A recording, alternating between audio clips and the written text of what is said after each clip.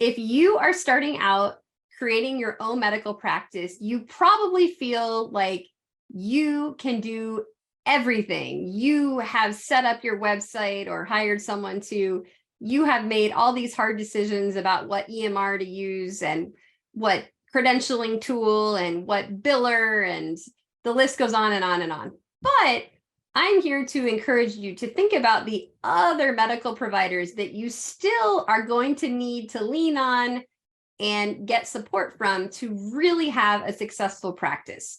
You can be the owner, you can be the only provider in the practice, you can call all the shots. But even if that's the case, there are still some people that you need to bring along for this journey.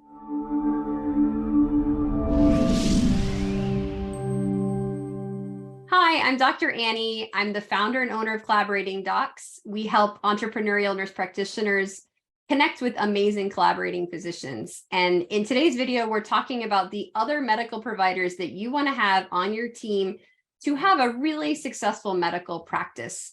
So with no further ado, here is the breakdown of the other people you definitely want to consider having by your side as you go through this journey of being an entrepreneur. So the other providers and stakeholders, if you are in a restrictive state, you may actually legally need to have a collaborating physician that you can turn to with questions. You definitely are going to want to have providers locally that you can refer to when a patient has a more complex problem or just something that is not within your scope of practice. And then below that are sort of informal advisors, consultants, and even just a broader network of people that you may need and want to turn to. So sort of order of importance is top down here. So let's break apart each one. Back to a collaborative physician, their main role is to help if you're in a restricted state, and this is a legal requirement of the state. That's what my whole business is about, helping nurse practitioners, connects them to amazing physicians. So this is your confidant regarding sort of clinical things, someone you can talk to about difficult patients, complex clinical situations, demanding patients, even sometimes it can flow a little bit into business decisions, depending on your collaborator. They may have, very likely, if you're working with one of ours, they already have some business background. They may have had their own practice, or they currently have their own practice, or they've started other practices. So they're really a go-to person in your corner, helping you, supporting you every step of the way to finding this great success clinically and perhaps even sort of business-wise. Also, referring providers, I cannot underestimate how important this is and how much time you should put into cultivating a really good network. So to really take good care of your patients, you need to know this is the best cardiac surgeon in the area. This is the best ENT. This is the best gastroenterologist. This is, et cetera, et cetera. Maybe not just one, but okay, these are a few. If you're in a bigger city, you might have a few. If you're in a very rural area, it might be one per category. But you want to know those people because it goes both ways. If you can send them a great patient referral and a warm handoff, ideally, especially if it's something really scary or complex or a sort of life or death situation, you really want to do that nice warm handoff. And then they're going to most likely reciprocate and give you notes and update you. And you're going to have this great ongoing relationship to really care about your patient. If we've all done it. You send somebody to some kind of specialist, you never get a note. You don't even know what happened. You're asking the patient, oh yeah, they gave me some medicine. I don't remember the name or the dose, and you're not able to really help the patient much with that. And then you're just having your front office staff try to call and get the paperwork and the note from the visit. And, it's a lot of extra busy work for everyone. So if you can build a great network, and I'm talking, you grab a coffee, or maybe you grab 2 Starbucks on the way into work and drop by their office, give them one just to say hi for 2 minutes every couple months. That simple 10, 20, 30-minute sort of effort on your part is going to pay off in huge ways moving forward. And it is all, we really care about how our patients are treated and make sure that their care is comprehensive and no ball is being dropped. So getting to know that specialist, build that bond.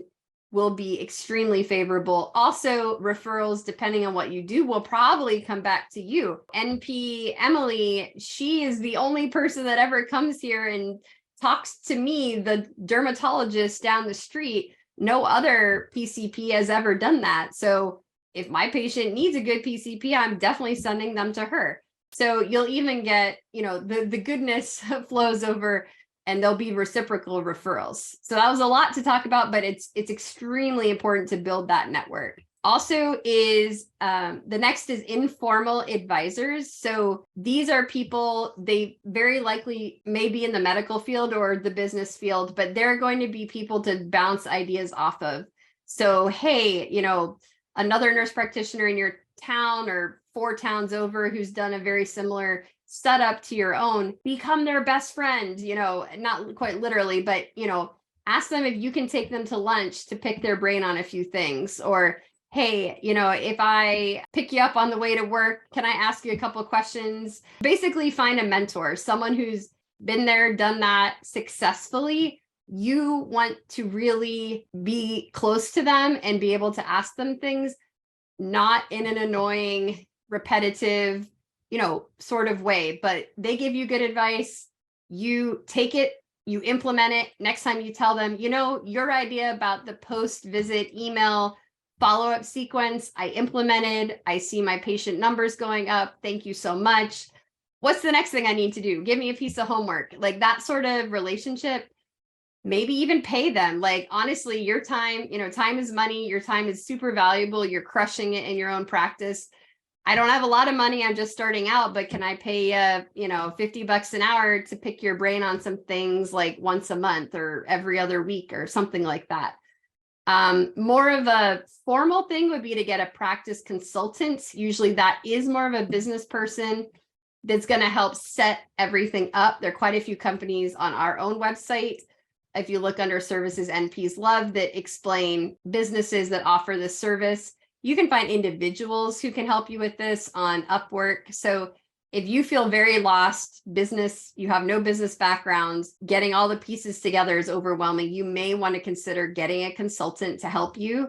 And lastly, the broader network. So you want to tap into the people that are perhaps in your industry, in your area, that you can network with and mutually help each other. I've been a part of a couple different networking groups where there are dentists, ophthalmologists, physical therapists, occupational therapists, physicians, nurses. So we can all sort of help each other. Oh, with my practice, my chiropractor practice, I had that same, billing issue, and this is how we handled it. So you can sort of find a meeting of the minds. If you can't find a group like that in your area, you can actually create it. So you can look on Yelp or Google reviews, find a chiropractor, a dentist, an ophthalmologist that are all very well liked, and see, hey, what do you think about meeting every Wednesday morning for breakfast at Starbucks from 7:30 to 8:30 before work? We all share advice, help each other out, probably give and get referrals. It will really help all 10 members of our group equally. It's called the giver's gain. Like, I will pour out to you all, and hopefully everyone else will pour out as well, and we will all benefit. So definitely do not underestimate networking, especially locally, especially with other medical professionals and healthcare professionals. So I hope that gave you some food for thought. Definitely tap into, mentorship, consultants, networks, referring other medical providers that you refer to, you get referrals from. And if you need help with the collaborative part, feel free, please reach out to us. We're happy to help. Good luck to you in starting your practice.